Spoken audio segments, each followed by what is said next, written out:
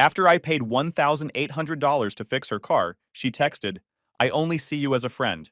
I said, "Okay."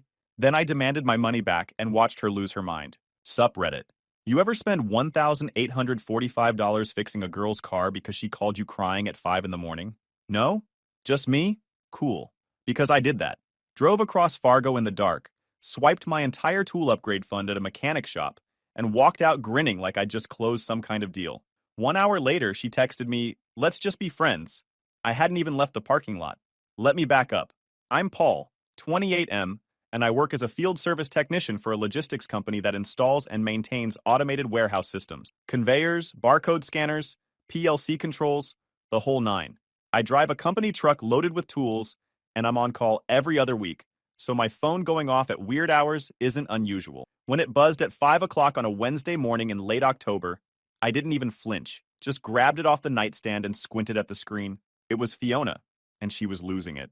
Between the crying and the hyperventilating, I got the gist. Her 2016 Volkswagen Jetta, the manual transmission she was so proud of because nobody drives stick anymore, had died in her apartment parking lot.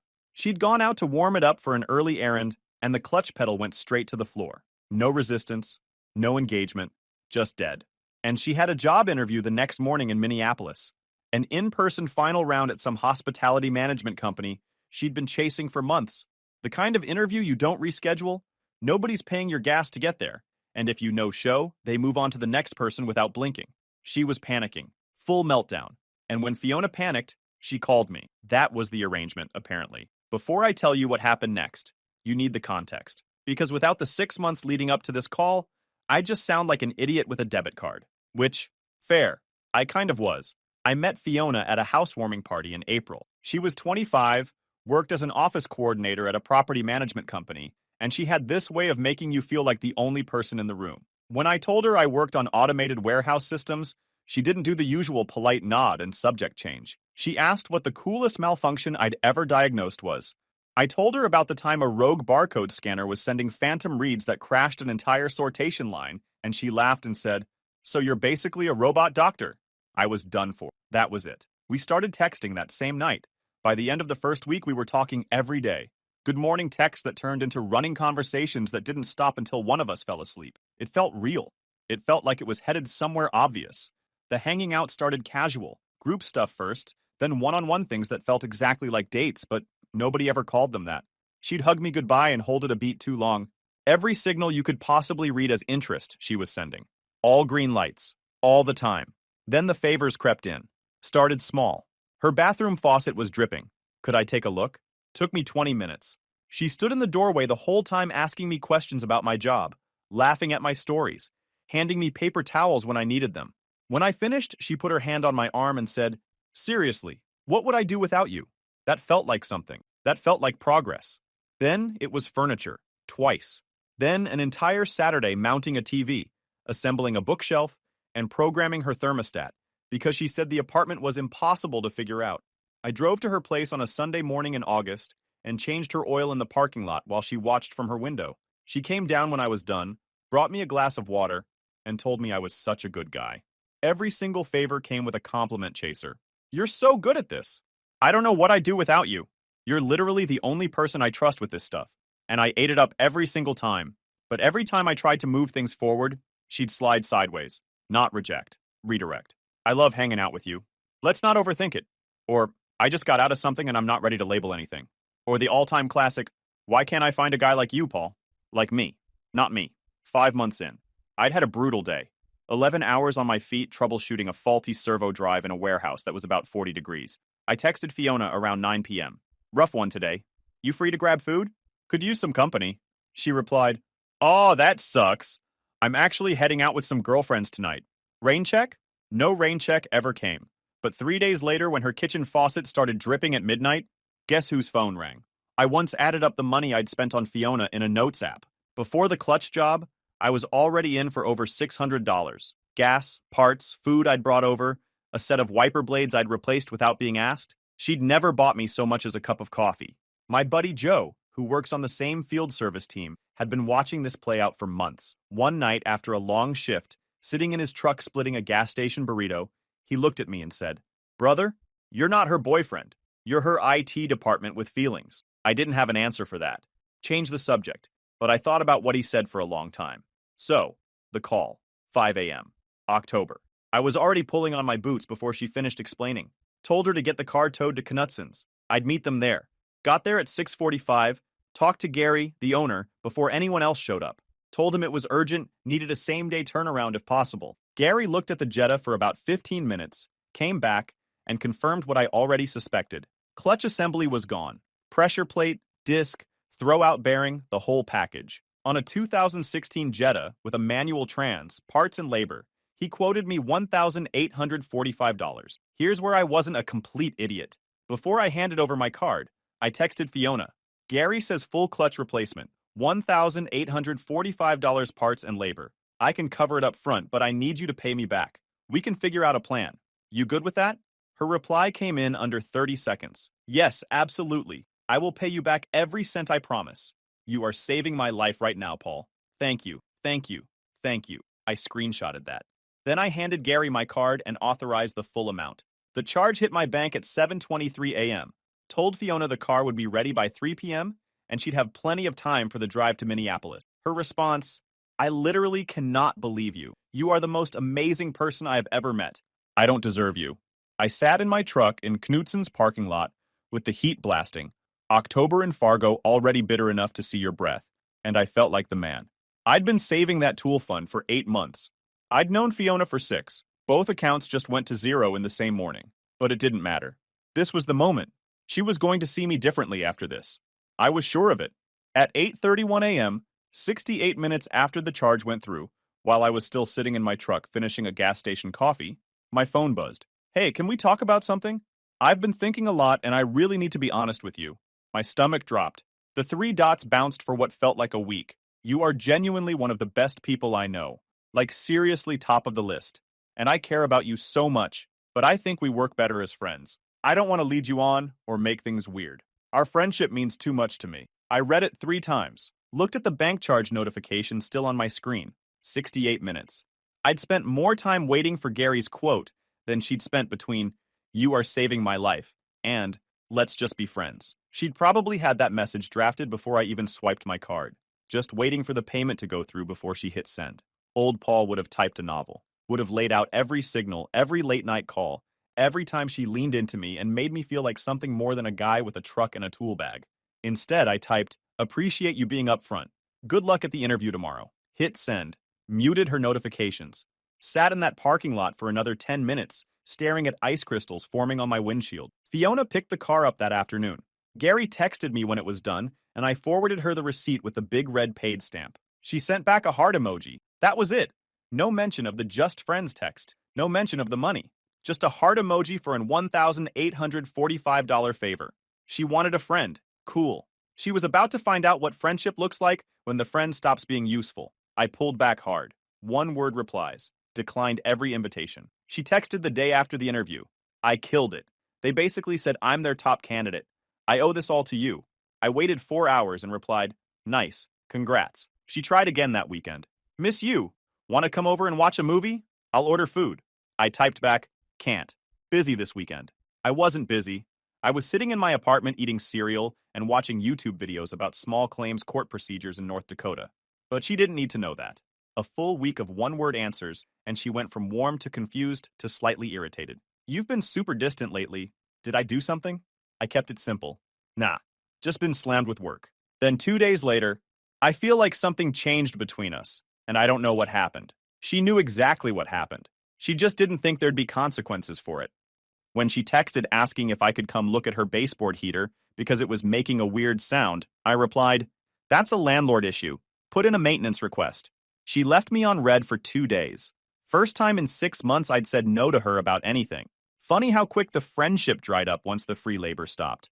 I picked up a weekend side job calibrating sensors for a food processing plant outside town. The extra cash went straight into rebuilding the fund. Started hitting the gym again 5 days a week. Morning sessions before work. Funny how much free time you have when you're not driving across town at midnight to fix someone's faucet. Joe and I started a Wednesday night routine. Wings and pool at a spot near the warehouse. Normal stuff. The kind of life I'd been putting on hold because I was too busy being someone's free handyman with a crush. About 3 weeks after the friend text. I'm at Walmart picking up groceries, turning past the cereal aisle, and I almost walked straight into this dude who looked vaguely familiar. He stopped, looked at me. Wait, are you Fiona's friend, Paul? His name was Tyler, Fiona's ex. They dated for about 4 months earlier that year, ending right before I met her at the housewarming. We talked for a few minutes, then dropped this. Tyler said Fiona had run the exact same playbook on him, had him install a ceiling fan, set up a home office, co-sign on a furniture rental agreement. He'd spent close to $1,000 on things she'd asked for. Then one day she told him she wasn't feeling a romantic connection and wanted to be friends. When he pulled back, she told their mutual group he was emotionally unstable and couldn't handle rejection.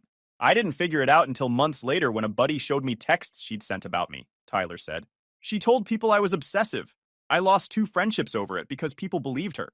She does this thing where she cries to one person and they tell 3 more, and by the end of the week, you're the villain without ever knowing there was a trial. He wasn't describing a different story. He was describing mine. 6 months ahead of schedule. I gave him my number. He shook my hand and said, "Whatever you do, be careful. She's really good at flipping the story." I walked out of that store with a whole new understanding of who I'd been dealing with. This wasn't some confused girl who didn't know how she felt. This was a system.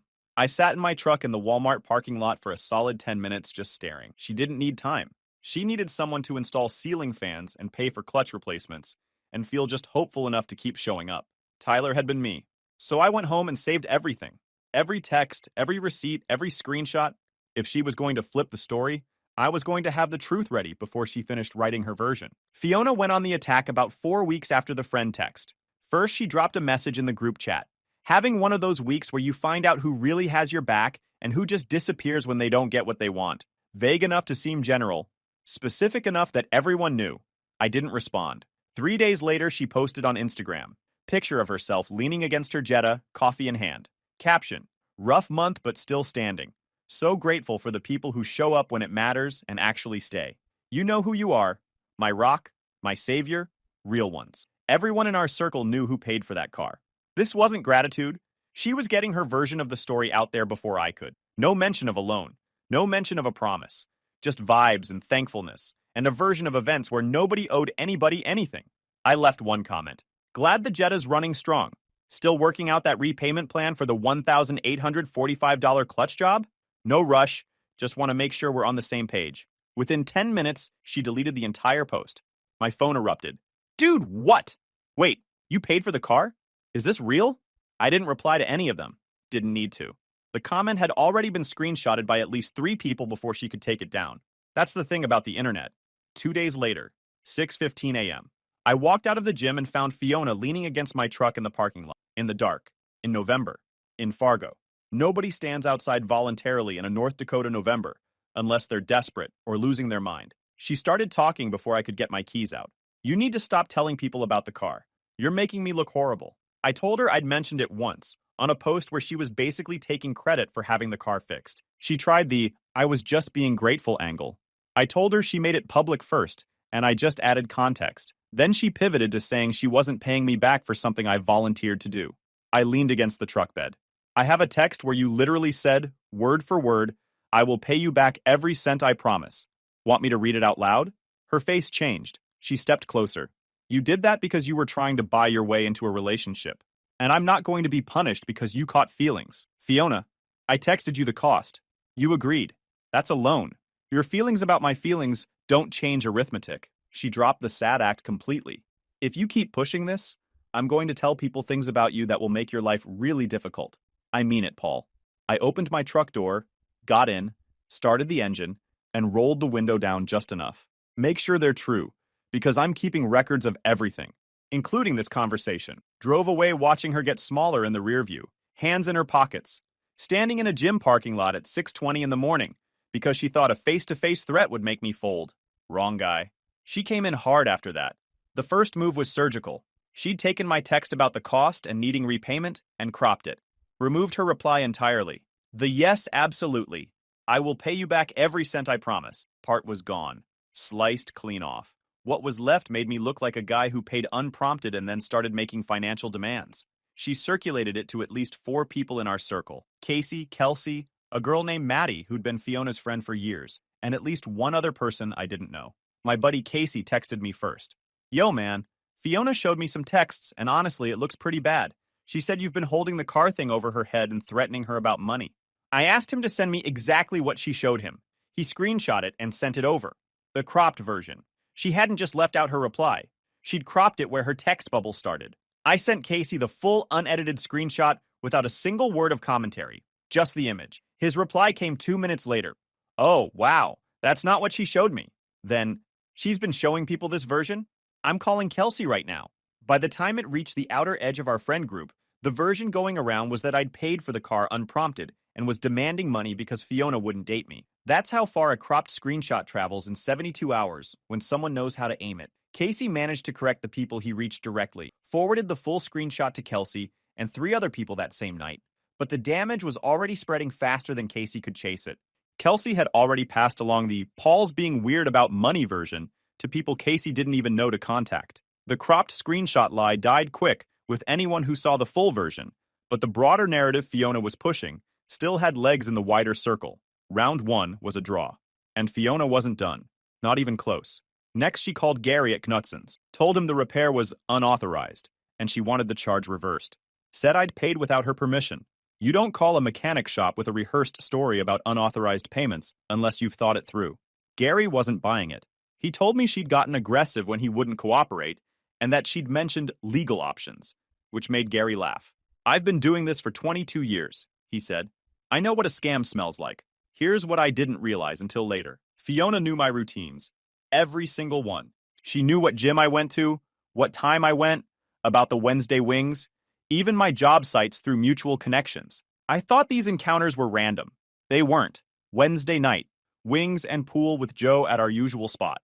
Mid-conversation, the front door opened and Fiona walked in with 2 girls I'd never seen before. She scanned the room, made eye contact with me, held it for a solid 3 seconds, then walked her group to a table about 12 feet from ours, sat down facing me directly, and started talking, not whispering, projecting, the way you do when you want to be overheard. She was telling them about a guy she'd been dealing with, how he was obsessed with her, how he'd paid for her car to try to buy her, and now he was harassing her about money. She kept glancing at me between details, checking, making sure I was hearing every word, pure performance. One of her friends leaned in and said, loud enough to carry, that's actually kind of scary. Have you called the police? And Fiona, without missing a beat, loud enough that the table behind us literally turned around, said, I'm honestly thinking about it. He's been showing up places and I don't feel safe. I'd been going to that spot every Wednesday for over a month. She knew that. She'd picked this place on this night on purpose. And the showing up places line was pure setup. She'd showed up at my gym parking lot 2 weeks ago. Now she was sitting in my regular spot telling strangers that I was the one following her. She wanted me to react, get loud, get in her face, give her the scene she could describe to a cop later. That's what this was. Bait. And every guy in this subreddit who's ever been falsely accused of anything knows exactly why I had to eat it. I did the opposite. Pulled out my phone, opened the voice recorder, pressed record, set it face up on the table between me and Joe, then went back to eating my wings. Didn't look at her, didn't say a word. Just let the recorder run and let her talk herself into whatever hole she was digging. She noticed about 2 minutes later. Mid-sentence, she trailed off. I could see her staring at my phone from my peripheral vision. The energy at her table shifted immediately. One of her friends leaned back in her chair. The other one started looking at the door. Fiona said something quiet I couldn't make out. The 2 girls exchanged a look that said, we did not sign up for this. They asked for the check before their food even came. Paid, and were out the door within 10 minutes of sitting down. The whole performance lasted less than 15 minutes. Fiona walked out last. Didn't look at me on the way out. First time all night.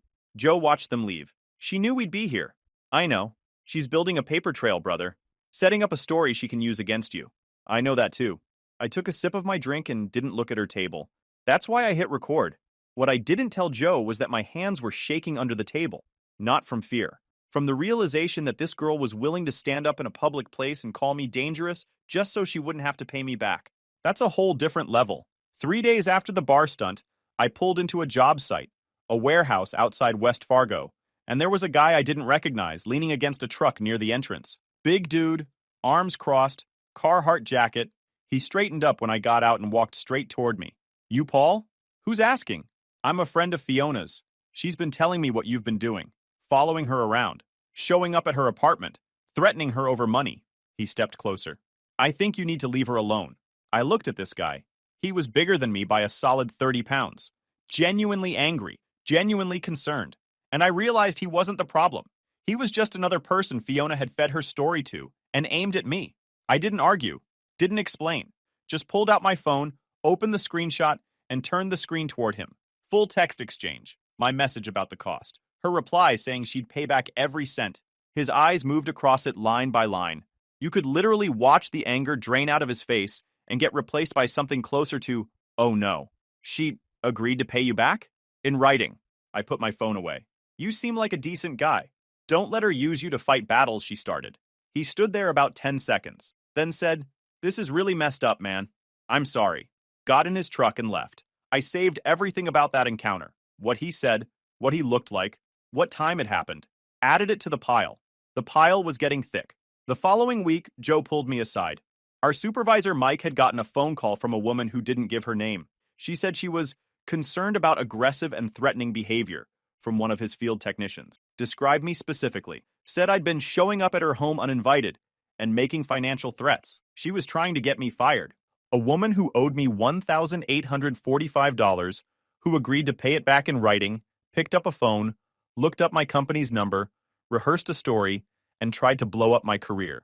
Because I had the nerve to ask for what was mine. Think about that for a second. She didn't just ignore the debt. She tried to take my job so I'd be too worried about my own bills to chase hers. That's not someone who feels bad about a misunderstanding. That's someone who thinks consequences are for other people. Mike called me into his office, closed the door, told me what the caller said, asked what was going on. I laid everything out, dropped it on his desk and let him read through it. Didn't say a word, just let the evidence speak for itself. Mike looked through it, leaned back and said, so she owes you money and she's trying to get you fired so you stop asking for it. That's the short version. He told me the company wasn't acting on an anonymous call with no evidence. Documented the conversation for my protection. Then he said something I didn't expect. Paul, I've seen guys come in here with excuses. You came in with a binder. People who are in the wrong don't do that. You're good. He shook my hand. After weeks of everyone looking at me sideways, having my own boss look at the evidence and tell me I was good, man, I needed that more than I realized. That night, I got everything in order. Then I texted Tyler and asked for those screenshots of Fiona running the same thing on him. He sent them within an hour. Same language, same framing, different victim. Sunday night. I sat at my kitchen table, opened the group chat, and typed one message, just facts. Hey everyone, I know there's been talk going around about me and Fiona, so I want to clear the air. In October, Fiona's car broke down before a job interview. I paid $1,845 for the repairs alone. She agreed in writing to pay me back. Since then, I've gotten cropped screenshots sent around to make me look bad. A stranger sent to confront me at my job. A call to my employer making false accusations, and an attempt to reverse the charge through the mechanic shop. I'm handling it through proper channels. Just didn't want the story to keep getting told without the actual facts. Attach the full, unedited text exchange. Her agreement visible. Then I muted the chat and put my phone in a drawer. Joe filled me in the next morning. The chat went nuclear. People who'd been quietly buying Fiona's version suddenly had the full picture. The employer call detail was what flipped everyone. That crossed a line even the people on the fence couldn't ignore. Casey jumped in unprompted and told the group the texts Fiona had been showing people were cropped. Kelsey, who'd been one of the people spreading the Paul's being weird about money line before Casey had corrected her, went quiet for about an hour and then texted Joe, I feel really gross right now. I didn't realize how bad this actually was. I owe Paul an apology. 2 other guys in the group reached out to Joe privately too. One of them had been the guy who told me a few weeks earlier that I was taking it too far and needed to just let it go. He said he felt like an idiot. Turns out when you only hear one side of the story, you make one-sided judgments. Funny how that works. Fiona didn't respond in the chat. Not one word. Dead quiet. When someone's been running their mouth for weeks and then suddenly has nothing to say the second receipts come out, people notice. You don't have to call someone a liar. The silence does it for you. But she wasn't done with me privately. She texted me 20 minutes after I posted. I cannot believe you just did that. You humiliated me in front of everyone. That was supposed to be between us. I didn't respond. You know I'm going through a hard time right now. You know I can't just come up with that kind of money. This is so unfair. Didn't respond to that either. If you keep pushing this, I'm going to make sure people will see a very different side of you. Screenshotted the whole string. Printed everything the next day. Drafted a demand letter with Joe's help. Joe's uncle is a retired paralegal, so Joe knew the basics. Here's what you owe. Here's the proof. You've got 30 days to pay, or I'm taking you to court. Sent it certified mail. Return receipt requested. The kind of letter that shows up in a green bordered envelope and makes your stomach drop when you see it in the mailbox. Green card came back signed 6 days later. She'd accepted delivery. The clock started ticking. 2 weeks of silence. Then Maddie called, Fiona's friend, the one she'd sent the cropped screenshot to. And her tone was completely different from anything I'd heard from that side of the fence. Paul, I need to tell you something. I should have said this sooner.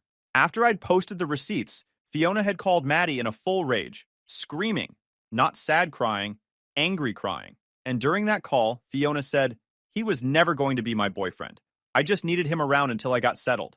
And now he's ruining everything because he can't take a hint? Maddie had the call on speaker. Her roommate heard every word. But that wasn't all. Maddie had been saving texts from Fiona for weeks because they'd started making her uncomfortable. She read some of them to me. Paul's so easy to manage. You just tell him he's amazing, and he does whatever you want. I knew he'd pay for the car. He's been trying to date me for months. Might as well let him be useful. He's not boyfriend material, but he fixes everything. So why would I say no, LOL? Read that last one again. Why would I say no? Like I was a coupon she found in her mailbox? Maddie sent me screenshots of all of it. Then she said, I've known Fiona for 3 years, and I always made excuses for her. But after that phone call and these texts, I can't anymore. She knew what she was doing to you. She told me she knew, and she thought it was funny. She offered to write a statement if I ever needed one. I told her I appreciated it. Most people would have just minded their own business. She didn't. I sat at my kitchen table after that call, and everything clicked. She hadn't been confused about my feelings. She'd been managing them, like a subscription she could cancel whenever she wanted. Every compliment, every late-night text, every time she leaned into me just enough to keep me hooked, all of it was calculated. And the car. That wasn't some confused girl accepting help from a friend. That was a woman who knew a guy was in love with her and decided to cash in the biggest chip on the table before letting him know the game was rigged. The thing that hit me hardest wasn't the money. She'd looked at a guy who drove across Fargo at 5 a.m. because she was crying, who emptied his savings so she wouldn't miss an interview, and her honest assessment was that I was useful. Just useful. 30 days came and went. No payment. Not even a text saying she needed more time. Nothing. Radio silence. Like the letter never existed. Which was fine by me because silence after a demand letter is basically a signed permission slip to file. I filed in small claims. Cass County District Court. $1,845 plus filing fee. Had her served at her apartment on a Tuesday. Date set for early February. In the weeks before the hearing, Fiona went completely quiet. I got my case together, printed everything out, had it all ready to go. Small claims is nothing like TV. No jury, no cross-examinations, no dramatic objections, just a judge in a small room with fluorescent lights and about 15 minutes of your life. I kept it short. Car broke down. I paid. Before I paid, I texted her the amount and said I needed repayment. She agreed in writing, showed the judge the texts, the receipt, my bank statement, the demand letter, the signed return receipt. Laid it all out quick and clean. The judge turned to Fiona. Ma'am, your response? She was dressed up, hair done, like looking good was going to matter more than the receipts. Your Honor, this was a gift. He offered to pay because he was interested in me romantically, and I turned him down and now he's retaliating. The judge picked up the text printout, read it out loud. I can cover it up front, but I need you to pay me back. And you responded, yes, I will pay you back every cent, I promise. He looked at her over his glasses. Where's the gift language here? He was trying to impress me. It was implied, I'm looking at a written agreement to repay. Did you make any payments toward this amount? No, but partial payments? Any documented attempt to arrange a payment plan? No. The judge leaned back, looked at her for a long second, then looked at me, then wrote something down. Whole thing took less than 10 minutes. Ruled in my favor?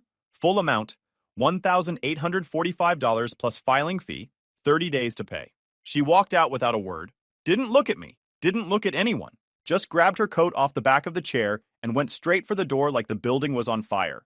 Joe was on a bench by the door. Well, full amount, plus filing costs. He clapped me on the shoulder. We walked out into the February cold. Sun was actually out for once, which in a Fargo February feels like the universe giving you a nod. My phone buzzed on the way to the truck. Fiona, I hope you're happy. You ruined a friendship over money. I typed back. Yes, 30 days. She paid. Not on time, but she paid. 26 days after the ruling. Bank transfer. Full amount plus costs. No message, no apology. Just the money appearing in my account on a random morning while I was elbow deep in a conveyor motor replacement. Deposited it, rebuilt the tool fund, saved all the evidence until the judgment fully cleared, then deleted her number, her photos, and every text thread. Clean break. Last I heard, she got the hospitality job in Minneapolis and moved down there. New city, new people, fresh start. Good for her. I hope she finds what she's looking for. And I hope whoever she finds it from keeps his receipts. Guys, we are so close to hit 100,000 subscribers on this channel. If you are not subscribed to the channel, please consider subscribing. It really helps hit that 100,000 mark. Thanks for making this dream come true.